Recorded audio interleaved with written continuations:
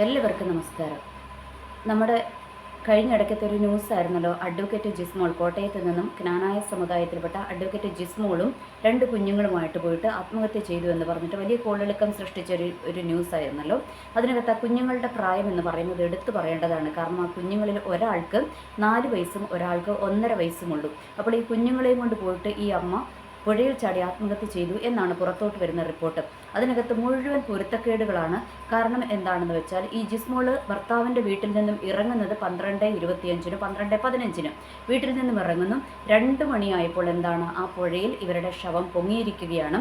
അങ്ങനെ വള്ളക്കാർ ഇവരെ എടുത്ത് കരക്കെത്തിച്ചു എന്നുള്ള കാര്യമൊക്കെ നമ്മൾ ന്യൂസുകളിലൂടെയൊക്കെ നമ്മൾ വായിച്ചു. ഓർക്കുക, അതിനകത്ത് എത്രമാത്രം സയൻറ്റിഫിക്കായിട്ട് നമ്മൾക്കത് പ്രൂവ് ചെയ്യാൻ പറ്റുമെന്ന് എനിക്കറിഞ്ഞുകൂടാ. കാരണം ഞാനത് കുറേ ഗൂഗിളിലൊക്കെ സെർച്ച് ചെയ്ത് നോക്കിയപ്പോൾ വളരെ വിരളമായിട്ട് അത് 1% or 2% മാത്രമേ അങ്ങനെയുള്ളൊരു സാധ്യതയുള്ളൂ. എന്ന് വെച്ചാൽ മരണപ്പെട്ട് കുറച്ച് മണിക്കൂറുകൾക്കുള്ളിൽ തന്നെ ഒരു ബോഡി പൊങ്ങിക്കിടക്കുക എന്ന് വരുന്നതും സയൻറ്റിഫിക്കായിട്ട് 1% or 2% മാത്രമേ അതിനെ നമുക്ക് പ്രൂവ് ചെയ്യുവാനായിട്ട് കഴിയത്തുള്ളൂ. ഓക്കെ, അതവിടെ നിൽക്കട്ടെ. അപ്പോൾ ഈ ജിസ്മോളുടെ ബോഡി എന്താണ്, ഒരു 1.25 മണിക്കൂറിനുള്ളിൽ തന്നെ ഇവർ പുഴയിൽ ചാടി 1.25 മണിക്കൂറിനുള്ളിൽ തന്നെ ബോഡി 3 പേരെടുത്തും അവിടെ പൊങ്ങി. എടുത്ത വള്ളക്കാരൻ പറയുന്നത് ആ ഇളയ കുഞ്ഞ് 1.5 വയസ്സുള്ള കുഞ്ഞ് ഒരു പാവക്കുട്ടിയെ പോലെ ഇങ്ങനെ പൊങ്ങിക്കിടക്കുകയായിരുന്നു എന്നാണ് പറഞ്ഞത്. ഓക്കെ, അതെല്ലാം അവിടെ നിൽക്കട്ടെ. അത് കഴിഞ്ഞിട്ട് ഇവരെന്താണ് അടുത്ത റിപ്പോർട്ട് വിട്ടിരിക്കുന്നത്, ജിസ്മോളും കുറേ നാളത്തേന് അവിടുത്തെ എല്ലാ CCTV ക്യാമറകളും വർക്കിംഗ് അല്ല. ജിസ്മോളുടെ വീട്ടിൻ്റെ 4 ഭാഗത്തും അവർ തന്നെ വെച്ചിരിക്കുന്ന CCTV ക്യാമറകളുണ്ട്, അതൊന്നും വർക്കിംഗ് അല്ല. ഒന്നും അവർ പുറത്തോട്ട് വിട്ടിട്ടില്ല. ആകെ ഇപ്പോൾ ഈ അടുത്ത് എല്ലാവരും CCTV തിരക്കുന്നത് കൊണ്ട് ഈ അടുത്തൊരു CCTV ദൃശ്യം മാത്രം പുറത്തു വിട്ടിട്ടുണ്ട്. ജിസ്മോൾ മരിക്കുന്നതിന് മുൻപേ കുഞ്ഞുങ്ങളുമായിട്ട് പോകുന്നു. പക്ഷേ അതിനകത്തത് ജിസ്മോളാണെന്ന് നമുക്ക് ഉറപ്പിക്കുവാൻ കഴിയത്തില്ല. ഓക്കെ, ഇനി ജിസ്മോൾ ആണെങ്കിൽ തന്നെ അതിനകത്ത് ഒരു കുഞ്ഞേ ഉള്ളൂ. മൂത്ത കുഞ്ഞിനെ മാത്രമേ കാണുന്നുള്ളൂ, ഇളയ കുഞ്ഞിനെ കാണുന്നില്ല. ഓക്കെ, അപ്പോൾ അങ്ങനെ ഒരു CCTV ആണ് അവർ പുറത്ത് വിട്ടിരിക്കുന്നത്. ഇനി അതവിടെ നിൽക്കട്ടെ. അപ്പോൾ ഈ ജിസ്മോളെ പോസ്റ്റ്മോർട്ടം ചെയ്തിരിക്കുന്ന സമയത്ത് ഒരു ജനപ്രതിനിധിയായിട്ടുള്ളൊരു സ്ത്രീയും അവിടെ ഉണ്ടായിരുന്നു. അപ്പോൾ ആ സ്ത്രീ പറഞ്ഞത്, ജിസ്മോളെ അവിടെ പോസ്റ്റ്മോർട്ടത്തിന് വേണ്ടി കിടത്തിയ സമയത്ത് ജിസ്മോളുടെ പുറത്ത് പൊള്ളിയ വലിയ പാടുണ്ടായിരുന്നു എന്ന് പറഞ്ഞു. അതുകൂടാതെ ജിസ്മോളുടെ തൊടയിലും പൊള്ളിയ പാടുണ്ടായിരുന്നു എന്നാണ് ഇവർ പറഞ്ഞിരിക്കുന്നത്. പുറത്തും വലിയ പാടുണ്ടായിരുന്നു, തൊടയിലും പൊള്ളിയ പാടുണ്ടായിരുന്നു എന്നാണ് ഇവർ പറഞ്ഞിരിക്കുന്നത്. പക്ഷേ ഇവരതിൻ്റെ ഫോട്ടോ എടുക്കാൻ ശ്രമിച്ചപ്പോൾ അവിടെ ഉണ്ടായിരുന്ന പോലീസ് അത് തടയുകയാണ് ചെയ്തത് എന്നാണ് അവർ പറഞ്ഞിരിക്കുന്നത്. ഓക്കെ, അപ്പോൾ ഇവരെ എന്താണ് ഇങ്ങനെ പോലീസിൻ്റെ റിപ്പോർട്ടിൽ അതുണ്ടോ ഇല്ലയോ എന്നൊന്നും അറിഞ്ഞുകൂടാ. അതുകൊണ്ട് നമ്മൾക്ക് അത് മുങ്ങിയോ പൊക്കിയോ എന്നൊന്നും നമ്മൾക്ക് അറിഞ്ഞുകൂടാ. എനിവേ, അതവിടെ നിൽക്കട്ടെ. ഇനി അടുത്തത്, ഈ ജിസ്മോളുടെ അപ്പൻ ഇതിനകത്ത് ഒരു നല്ല മനുഷ്യനാണെന്നൊക്കെയാണ് ആദ്യം അവിടെയുള്ള എന്താ പറയുക, നിഷ്കളങ്കരായ നാട്ടുകാർ പുറത്ത് വിട്ടേക്കുന്നത്. ജിമ്മീനെ പോലത്തെ നല്ല ഒരുത്തൻ അവിടെ ഇല്ല എന്നാണ് ഇവർ പറയുന്നത്. അത്ര നല്ലവനായിരുന്നു അവനെന്നാണ് ഇവർ പറയുന്നത്. ഇനി അമ്മായിപ്പനും വളരെ നല്ല വ്യക്തിയാണെന്നാണ് പറഞ്ഞത്. അപ്പോൾ നമ്മൾ വിചാരിച്ചു ജിസ്മോളുടെ ഫാദർ വരെ പറഞ്ഞത് ജിസ്മോൾക്ക് ആകെ ഒരു ഇത്തിരി സപ്പോർട്ട് ആ വീട്ടിൽ കൊടുത്തത് അമ്മായിപ്പനായിരുന്നു എന്നാണ് പറഞ്ഞത്. ഓക്കെ, അതെല്ലാം അവിടെ നിൽക്കട്ടെ. അതുകൊണ്ട് അമ്മായിപ്പൻ അതിനകത്ത് നല്ല വ്യക്തിയാണെന്നാണ് ഒരുമാതിരിപ്പെട്ട സാധാരണക്കാരായ മനുഷ്യന്മാരൊക്കെ പുറത്തുള്ളവർ വിചാരിച്ചിരുന്നത്. പക്ഷേ പോലീസ് ഒരു ഞെട്ടിക്കുന്ന റിപ്പോർട്ട് പുറത്തുവിട്ടിരിക്കുകയാണ്. പോലീസ് ഈ അമ്മായിപ്പനെയും ജിമ്മിയെയും അറസ്റ്റ് ചെയ്ത് കൊണ്ടുപോയി. ശരിക്കും ഈ ജിസ്മോളെ പീഡിപ്പിച്ച മറ്റൊരു വ്യക്തിയാണ് ഈ UK ഈ സഹോദരിയായ ദീപ എന്ന് പറയുന്നവളും അമ്മായിമ്മയായ ബീന എന്ന് പറയുന്ന സ്ത്രീയും. അവർ ക്യാൻസർ പേഷ്യൻ്റാണ്. എന്നിട്ട് പോലും അവർ ഈ ജിസ്മോളെ വല്ലാതെ പീഡിപ്പിക്കുകയും ദേഹോപദ്രവം ഏൽപ്പിക്കുകയും ഒക്കെ ചെയ്തുകൊണ്ടിരുന്ന വ്യക്തികളാണ്. ഓക്കെ, അവരെയും അല്ല അറസ്റ്റ് ചെയ്തിരിക്കുന്നത്. ഈ അമ്മായിപ്പനെ അറസ്റ്റ് ചെയ്തപ്പോഴത്തേക്കും എല്ലാവരും ആദ്യം ഒന്ന് ഞെട്ടിപ്പോയി, അമ്മായിപ്പനെ എങ്ങനെ അറസ്റ്റ് ചെയ്തതെന്ന്. പക്ഷേ പോലീസ് അതിനകത്ത് വ്യക്തമായ ഒരു റിപ്പോർട്ട് പുറത്തുവിട്ടിരിക്കുകയാണ്. ഈ അമ്മായിപ്പൻ്റെ ഫോൺ പരിശോധിച്ച സമയത്ത് അതിനകത്ത് ഈ അമ്മായിപ്പന് UK മരുമകൻ, അതായത് ദീപ എന്ന് പറയുന്ന ബിജോ പാറശ്ശേരിയിൽ, നിങ്ങൾക്ക് ഫേസ്ബുക്കിനകത്ത് പോയി നിങ്ങൾ സെർച്ച് ചെയ്താൽ കിട്ടും, ബിജോ പാറശ്ശേരിയിൽ എന്ന് പറയുന്ന ഒരുത്തനുണ്ട്. അവനാണ് ഈ ജിമ്മയുടെ മൂത്ത സഹോദരിയായ ദീപ എന്ന് പറയുന്നവൻ്റെ ഹസ്ബൻഡ്. ഇവർ 2 പേരുമാണ്. ദീപ അക്കൗണ്ടൊക്കെ പൂട്ടിക്കെട്ടിപ്പോയെന്ന് തോന്നുന്നു. ഇവൻ്റെ അക്കൗണ്ട് അവിടെ ഉണ്ട്. അപ്പോൾ അത് നോക്കിയാൽ നിങ്ങൾക്ക് ഇവരെ മനസ്സിലാകും. ഈ ബിജോ പാറശ്ശേരിയിൽ എന്ന് പറയുന്നവനും ദീപയും, അതാണ് അളിയനും ഭാര്യയും. ഓക്കെ, അപ്പോൾ ഈ ബിജോ പാറശ്ശേരിയിൽ എന്ന് പറയുന്നവൻ ഈ അമ്മായിപ്പനെ, അതായത് ജിസ്മോളുടെ ഫാദർ ഇൻ ലോനെ വിളിച്ചിട്ട് പറഞ്ഞു, എന്നോട് വിളിച്ചിട്ട് പറഞ്ഞു, നിങ്ങളുടെ ഭാര്യയോട് ഞങ്ങളുടെ കുടുംബജീവിതത്തിൽ ഇടപെടരുതെന്ന് ഞങ്ങളുടെ കുടുംബജീവിതം നശിപ്പിക്കരുതെന്ന് അവരോട് പറയാൻ. കാരണം ഇവിടെ നിന്നപ്പോഴോ, അതായത് ദീപ എന്ന് പറയുന്ന ബിജോ പാറശ്ശേരിയിൽ എന്ന് പറയുന്നവൻ്റെ കെട്ടിയോളായ ദീപ എന്ന് പറയുന്നവൾ ഈ നാട്ടിൽ ഇരുന്നപ്പോഴോ, ആ വീട്ടിലിരുന്നപ്പോഴോ അവളെ കെട്ടിച്ചു വിട്ടതാണ്. പക്ഷേ അവൾ അവിടെ അവിടെയൊന്നും നിൽക്കുകയില്ലായിരുന്നു. അവൾ കെട്ടിച്ചു വിട്ടപ്പോഴും ഇവിടെ തന്നെയായിരുന്നു ഫുള്ള്. എങ്ങനെയെങ്കിലും ആങ്ങളയുടെ ജീവിതം കുട്ടിച്ചോറാക്കുക എന്ന ലക്ഷ്യം മാത്രമേ അവൾക്കുണ്ടായിരുന്നുള്ളൂ. അതുകൊണ്ട് അവൾ ഇവിടെയായിരുന്നു ഫുൾ ടൈം. ഓക്കെ, എന്നിട്ട് ഇവളുടെ എന്താ പറയുക, ഉപദ്രവം സഹിക്കാൻ മേലാതെ ഈ ജിസ്മോളുടെ ഫാദറൊക്കെ പറഞ്ഞത് ആ വീട്ടിൽ നിന്ന് മാറാൻ പറഞ്ഞതാണ്. അപ്പോഴും ജിസ്മോൾ പറഞ്ഞു ഇവർ UK പോകുമല്ലോ, അപ്പോഴെങ്കിലും സമാധാനം കിട്ടുമല്ലോ എന്നാണ് ജിസ്മോൾ കരുതിയത്. എന്നാൽ ഈ സ്ത്രീ UK പോയി കഴിഞ്ഞിട്ടും സമാധാനം കൊടുക്കുന്നില്ല. ഡെയിലി ഈ ആങ്ങളെനെ വിളിച്ചും അവളെ മര്യാദ പഠിപ്പിക്കണം എന്ന് പറഞ്ഞു കോൾ ചെയ്തുകൊണ്ടിരിക്കണം. അതിന് 2 റീസൺ ഉണ്ട്. ഒന്നാമത്തെ കാര്യം, UK സഹോദരി എന്ന് പറയുന്നവൾ, ദീപ എന്ന് പറയുന്നവൾ നേഴ്സാണ്. അവിടെ എന്താ പറയുക, നമ്മൾക്കറിയാം UK പോകുന്നത് എന്തിനാണ്, കെയർ വിസയ്ക്ക് വേണ്ടി പോകുന്നതാണ്. എന്ന് വെച്ചാൽ അവിടെ പ്രായമുള്ള ആൾക്കാരെ നോക്കാൻ വേണ്ടിയിട്ടാണ് ഇവൾ പോയിരിക്കുന്നത്. അപ്പോൾ ഇവൾ നേഴ്സാണ്. ഓക്കെ, അതിൽ ജനറലാണോ BSc ആണോ എന്ന് അറിഞ്ഞുകൂടെ, എന്തായാലും ഇവൾ നേഴ്സാണ്. ആ ഒരു ജോലിക്ക് വേണ്ടിയിട്ടാണ് പോയിരിക്കുന്നത്. അവളുടെ പുറകെയാണ് ഹസ്ബൻഡും കുട്ടികളും പോയിരിക്കുന്നത്. പാവാട വിസ എന്ന് നമ്മൾ പറയുന്ന ആ ഒരു ജോലിക്കാണ് അവൻ പോയത്. ഇനി അവിടെ ചെന്ന് അവൻ വേറെ ജോലി കിട്ടിക്കാണുമായിരിക്കും, അറിഞ്ഞുകൂടാ. അതെല്ലാം അവിടെ നിൽക്കട്ടെ. എന്നിട്ട് ഇവൾ അവിടെ പോയിട്ടും സ്വൈര്യം കൊടുക്കുകയല്ലേ. ഇവൾ ഇങ്ങോട്ട് വിളിച്ച ആങ്ങളാൻ ഇവളെ മര്യാദ പഠിപ്പിക്കുന്നു വിളിച്ചുകൊണ്ടിരിക്കുകയാണ്. അതിന് 2 കാരണമുണ്ട്. ഒന്നാമത്, ജിസ്മോളെ കാണാൻ കുറച്ച് നല്ല ഭംഗിയുണ്ട്, ഒന്നാമത്തെ കാര്യം. ഇനി രണ്ടാമത്, ജിസ്മോള അഡ്വക്കേറ്റാണ്. ഇനി മൂന്നാമത്തത് എന്താണ്, ജിസ്മോൾ അവിടുത്തെ ഒരു ജനപ്രതിനിധിയായിരുന്നു. അപ്പോൾ ഇതെല്ലാം കൊണ്ടും ഇവൾക്ക് അസൂയ അങ്ങ് സഹിക്കാൻ പറ്റുന്നില്ല. അതാണ് അവളുടെ മെയിൻ വിഷയം.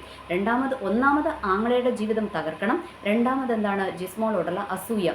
ഇതുകൊണ്ട് ഇവൾക്ക് എങ്ങനെയെങ്കിലും ആ കുടുംബജീവിതം ഒന്ന് താറുമാറാക്കണം. അതിനുവേണ്ടി UK പോയിട്ടും 2 കുട്ടികൾ ഇവൾക്ക് ഉണ്ടായിട്ടും 2 കുട്ടികളുടെ അമ്മയായിട്ടും കൂടെ ഇവൾക്ക് യാതൊരു വിധത്തിലുള്ള മനസാക്ഷിയുമില്ലാതെ ഇവൾ എന്താണ്, ഒരു കൊച്ചവൾക്ക് പെൺകൊച്ചാണ്, ഒരു പെൺകൊച്ചുകൊണ്ട് അവൾക്കൊരു ആൺകുട്ടിയുമുണ്ട്. എന്നിട്ടും കൂടെ ഇവൾക്ക് യാതൊരു മനസാക്ഷിയുമില്ലാതെ ഇവിടെ ആങ്ങളയുടെ ജീവിതം കുളവാക്കുവാൻ അവിടെ നിങ്ങോട്ട് വിളിക്കും. ഈ ജിമ്മി എന്ന് പറയുന്നവന് വെറും ഡിപ്ലോമക്കാരനാണ്. ഡിപ്ലോമ പോലും ഉണ്ടോ എന്ന് അറിഞ്ഞുകൂടാ. അവന് ഇലക്ട്രീഷ്യനായിട്ടെങ്ങാണ്ട് ജോലി ചെയ്യുകയാണ് കാരത്താസ് ഹോസ്പിറ്റലിൽ. ഓക്കെ, അപ്പോൾ ഈ ജിസ്മോൾ BA LLM ആണ്.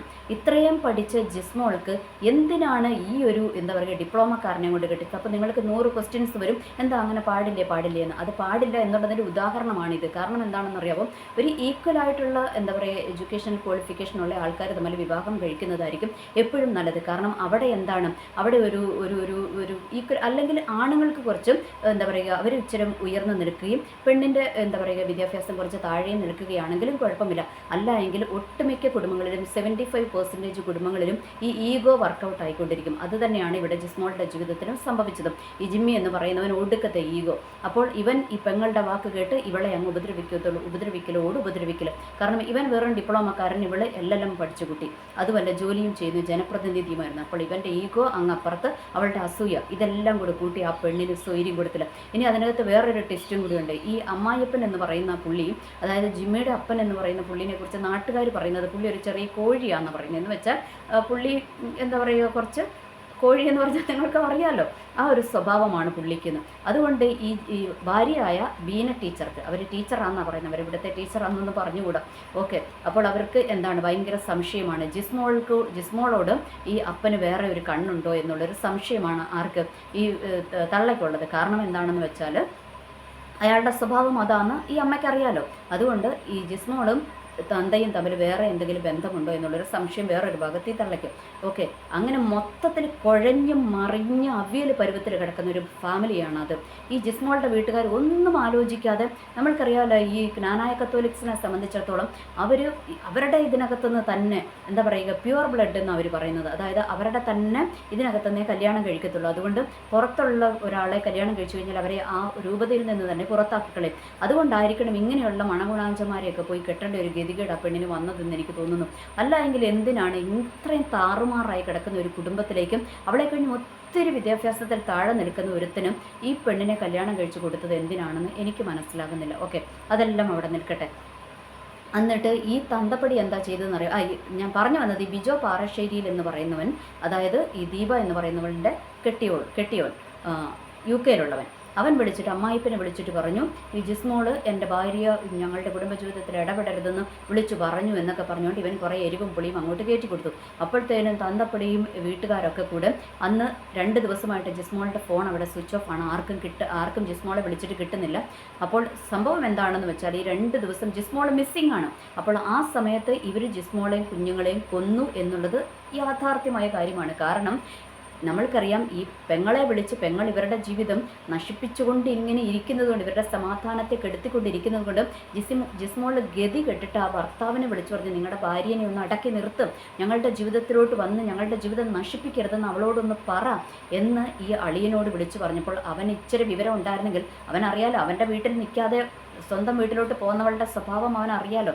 അപ്പോൾ അവന് കുറച്ചൊരു താക്കീത് കൊടുക്കുന്നതിന് പകരം അവൻ എരുത്തിയിൽ എണ്ണ ഒഴിക്കുന്ന വിധത്തിൽ അമ്മായിപ്പനെ വിളിച്ച് കാര്യങ്ങൾ പറഞ്ഞു. ഇനി ഓർക്കുക, ഇവന് ഈ ബിജോ പാറശ്ശേരിയിൽ എന്ന് പറയുന്നവന് ഒരു ഇത്തിരി ഉളുപ്പുണ്ടായിരുന്നെങ്കിൽ ഇവൻ ഈ കളിക്കൊക്കെ കൂട്ടി നിൽക്കുക. കാരണം ഇവർ രണ്ടുപേരും കൂടി ചേർന്നിട്ടുള്ള കളിയാണ്. കാരണം നമ്മൾക്കറിയാം ഈ ജിസ്മോളുടെ കുടുംബം തകർത്ത് കഴിഞ്ഞാൽ ജിമ്മി ഒറ്റയാനായിട്ട് ഇങ്ങനെ നിൽക്കും. അപ്പോൾ ആ സ്വത്തും കൂടെ കിട്ടിക്കോട്ടെ എന്നുള്ളൊരു ധാരണ ആർക്കുണ്ടായിരുന്നു? ഈ ബിജോ പാറശ്ശേരിയിൽ എന്ന് പറയുന്ന ഈ അളിയൻ എന്ന് പറയുന്നവന് ഉണ്ടായിരുന്നു, ഈ ദീപയുടെ ഹസ്ബൻഡിനുണ്ടായിരുന്നു.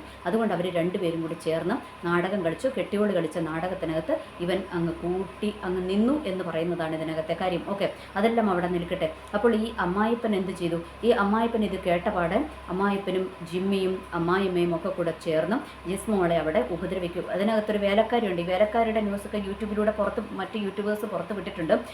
ആ പെണ്ണുമ്പോൾ വെറും തട്ടിപ്പാണ്. ആ വേലക്കാരി എന്ന് പറയുന്ന മോളി എന്ന് പറയുന്ന സ്ത്രീ മഹാ തട്ടിപ്പാണ്. കാരണം അവരെല്ലാം പറയുന്നത്, അവരുടെ വർത്താനം ശ്രദ്ധിച്ചാൽ അറിയാം, അതിനകത്ത് മുഴുവൻ പൊരുത്തക്കേടുകളാണ്. അവർ പറയുന്നതെല്ലാം ഇപ്പം പറയുന്നതല്ല, നാളെ പറയുന്നതല്ല, മറ്റന്നാൾ പറയുന്നത്. ഇവർ ഫുള്ള് പൊരുത്തക്കേടുകളാണ് അതിനകത്ത് പറഞ്ഞു കൂട്ടിയിരിക്കുന്നത്. എന്ന് വെച്ചാൽ അവരെ ആരോ എന്തൊക്കെയോ പഠിപ്പിച്ചു കൊടുത്തിരിക്കുന്നു.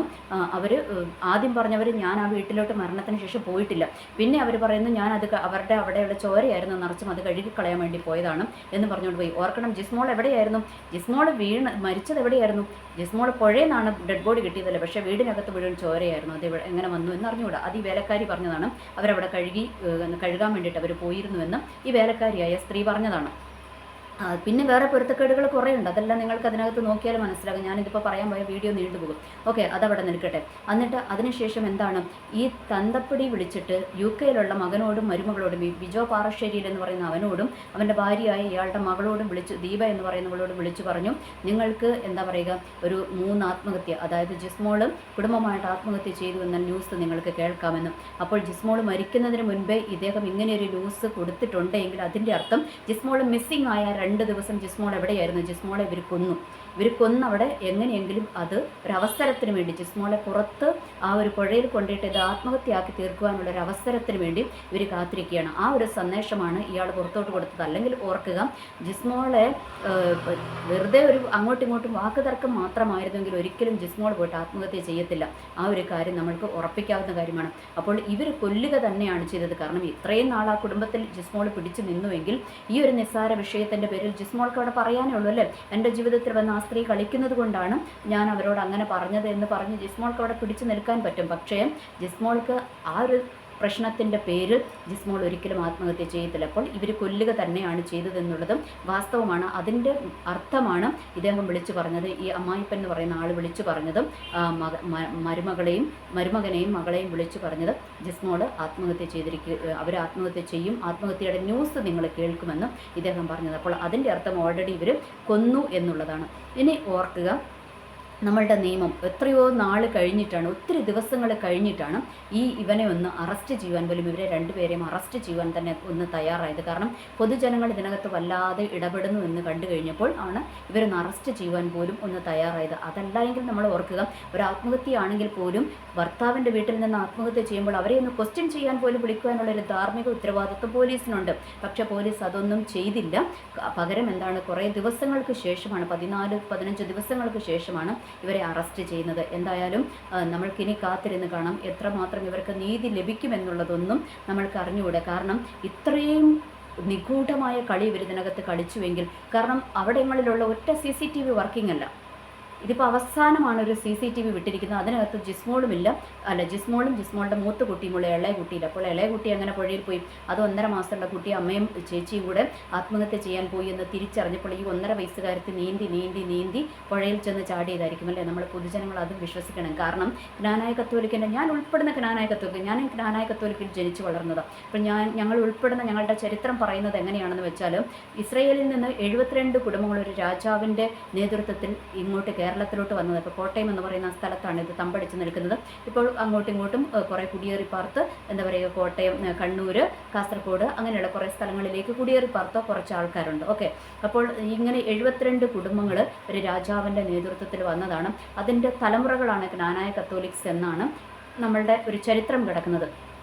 ആ കഥ നിങ്ങളൊക്കെ വിശ്വസിച്ചില്ലേ? അതൊക്കെ സത്യമാണല്ലോ. ഇനി കഥയിൽ ചോദ്യമില്ല എന്ന് പറയുന്നത് പോലെ നിങ്ങൾ വിചാരിക്കും ഇസ്രായേൽക്കാരുടെ പിൻഗാമികളായ നിങ്ങളൊക്കെ പിന്നെ ഇതാ ജിമ്മിയുടെ കുടുംബത്തിൻ്റെയൊക്കെ കണ്ടില്ലേ? കാരണം അവരുടെ കളറൊക്കെ കണ്ട്, അവരുടെ കളർ ഞാൻ പറയാൻ കാരണം ജിസ്മോൾക്ക് കളറില്ല എന്ന് പറഞ്ഞ് ഇവർ കുറേ അവരെ പീഡിപ്പിച്ചതാണ് കേട്ടോ. അപ്പോൾ അവരുടെ കളർ എത്രയുണ്ടെന്ന് നിങ്ങളൊന്ന് നോക്കുക. ആ ബിജോ പാറശ്ശേരിയിൽ എന്ന് പറയുന്നവൻ്റെ ഫേസ്ബുക്ക് ID ഒന്ന് പോയി നോക്കിയാൽ മതി. അവൻ്റെ ഭാര്യയുടെ കളറും അവൻ്റെ കളറും ഒക്കെ നിങ്ങൾക്ക് കാണാം അതിനകത്ത്. ഓക്കെ, അതവിടെ നിൽക്കട്ടെ. അപ്പോൾ ഞാൻ പറഞ്ഞത്, അപ്പോൾ നിങ്ങൾ ചോദിക്കും എന്തുകൊണ്ടാണ് ഇസ്രായേലിൻ്റെ പിന്തുടർച്ച അവകാശികളായ നിങ്ങൾ എന്തുകൊണ്ടാണ് കറുത്തിരിക്കുന്നതെന്ന് നിങ്ങൾ ക്വസ്റ്റ്യൻ ചോദിക്കരുത്.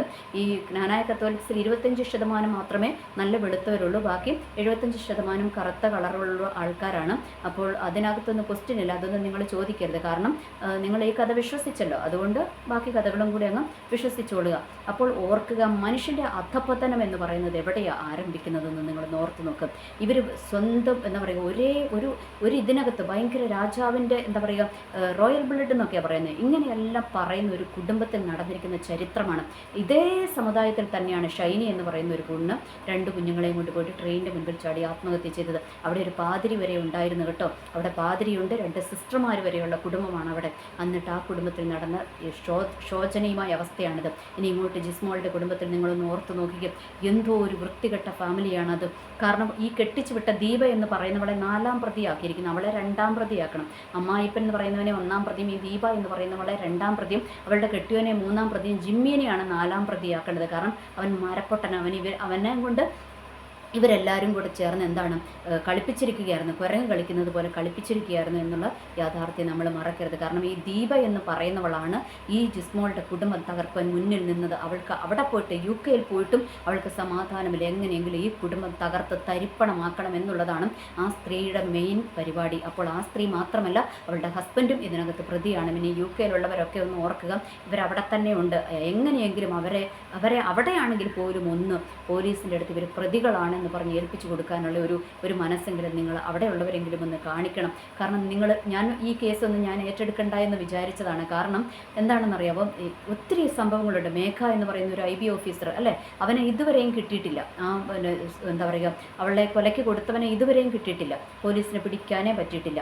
അപ്പോൾ ഓർക്കുക, നമ്മളുടെ നിയമവും നിയമ സംവിധാനങ്ങളും ഒക്കെ ഇങ്ങനെയാണ് പോകുന്നത്. പക്ഷേ ആ 1.5 വയസ്സും 4 വയസ്സുകാരിയുടെ മുൻപിൽ നമ്മൾക്ക് കണ്ണടച്ചിരിക്കുവാനായിട്ട് കഴിയുന്നില്ല. ആ കുഞ്ഞുങ്ങൾക്കെങ്കിലും നീതി കിട്ടണമെന്ന് ഒരു വല്ലാത്ത ആഗ്രഹം മനസ്സിൽ കിടക്കുന്നത് കൊണ്ടാണ് ഞാൻ ഈ വീഡിയോയിൽ വീണ്ടും അവരുടെ കാര്യം എടുത്തിടുവാനായിട്ടിടയായത്. ഇനി ഫൈനലി എനിക്ക് പറയാനുള്ളത് ആത്മഹത്യ ചെയ്യാൻ ഒരുങ്ങിയിരിക്കുന്നവരൊന്ന് മനസ്സിലാക്കുക, എല്ലാ ആത്മഹത്യകളും പരാജയമാണ്. നിങ്ങൾ മാത്രം തോറ്റുപോകത്തുള്ളൂ, ബാക്കിയുള്ളവരും ജയിച്ചു നിൽക്കുകയാണെന്നുള്ളൊരു യാഥാർത്ഥ്യം നിങ്ങൾ മറക്കരുത്. കാരണം പണം ഇന്ന് കയ്യിലുണ്ടെങ്കിൽ, ഏതെങ്കിലും രാഷ്ട്രീയ പാർട്ടിയുടെ സ്വാധീനമുണ്ടെങ്കിൽ ഇന്ന് ഏത് കേസുകളിൽ നിന്നും ഊരിപ്പോരുവാൻ ആൾക്കാർക്ക് ഇന്ന് കഴിയും. അതുകൊണ്ട് ആത്മഹത്യ ചെയ്യുവാൻ എളുപ്പമാണ്, എന്നാൽ ജീവിച്ചു കാണിക്കാൻ ബുദ്ധിമുട്ടാണ്. അതുകൊണ്ട് പൊരുതി തന്നെ ജീവിച്ച് അവരോട് ഫൈറ്റ് ചെയ്ത് നീതി നിങ്ങൾ തന്നെ നേടിയെടുക്കണം. അല്ലാതെ നിങ്ങൾക്ക് മരിച്ചു കഴിഞ്ഞാൽ നീതി കിട്ടുമെന്ന് നിങ്ങൾ വിശ്വസിക്കരുത്.